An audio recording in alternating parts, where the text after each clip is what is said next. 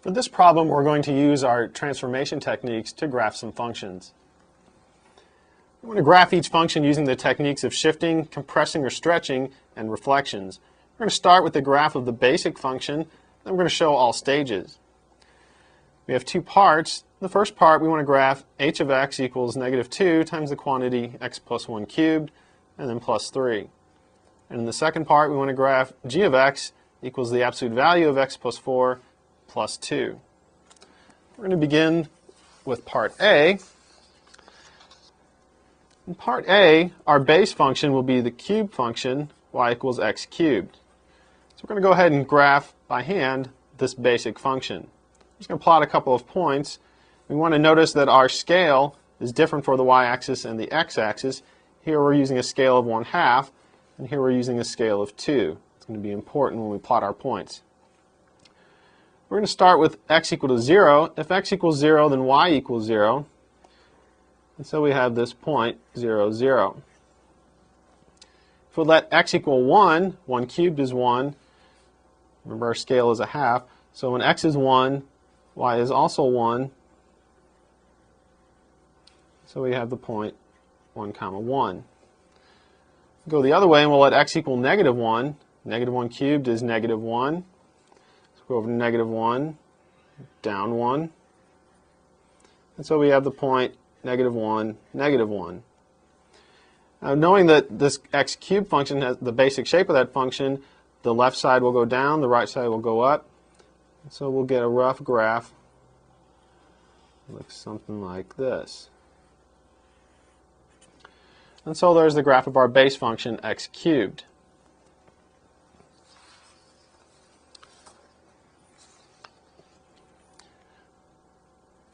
The first thing that we want to do from our base function is we're going to shift the graph to the left 1 unit. That's going to give us the graph of y equals x plus 1 quantity cubed. We're trying to build to our given function.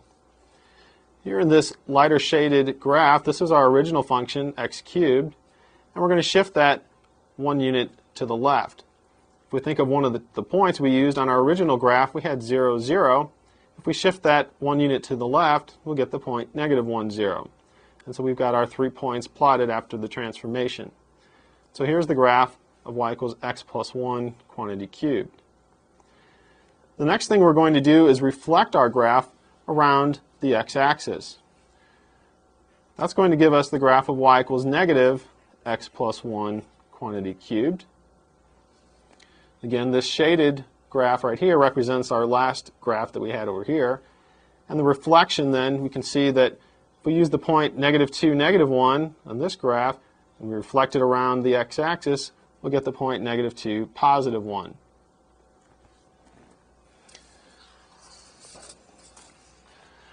Our next step is to multiply by 2. That's going to be a vertical stretch by a factor of 2. And that will give us the graph of y equals -2 times x plus 1 quantity cubed. And the shaded graph represents our previous graph. And we can see what happens after we do the transformation. This vertical stretch, basically grab the ends of the graph and pull it up, so we get this kind of stretching here. The last thing we need to do is shift our graph up 3 units. That will give us the graph of y equals -2 times x plus 1 quantity cubed plus 3. And the shaded graph is our graph from over here. If we pick one of these points, say -2, 2, if we shift that up 3 units, we're adding 3 to the y coordinate, so we'll get the point -2, 5. So you can see we're taking this lightly shaded graph and just shifting it up 3 units. And this is our final graph. This is the graph of h of x. Now let's graph the function in part B. In part B, our base function is going to be y equals the absolute value of x. So we're going to graph that base function here. Notice that we have the same scale on both the x and y axes. Our scale is going to be 2 units. To graph the absolute value of x, we're going to plot a couple of points. Start off by letting x equal 0. If x is equal to 0, y is equal to 0, until we have the point 0, 0. If we let x equal 2, the absolute value of 2 is also 2, so we get the point 2, 2. If we let x equal -2, the absolute value of negative 2 is positive 2, and so we get the point negative 2, 2. Connect our points, get our graph. And here we have the graph of our base function, the absolute value of x. The first thing we'd like to do with our base function is to shift that graph 4 units to the left. That will give us the graph of y equals the absolute value of x plus 4. This lightly shaded graph represents our base function, and then this graph represents our base function shifted 4 units to the left. If we look at one of our points, for instance the origin, on our base graph we had the point 0, 0. If we move 4 units to the left, we get the point negative 4, 0. The last thing we need to do is to shift this graph up 2 units. That will give us the graph of the absolute value of x plus 4 plus 2. So we're going to take this graph and shift it up 2 units. If we pick a point, say negative 6, 2, go up 2 units, that will correspond to the point negative 6, 4. We've added 2 units to the y-coordinate.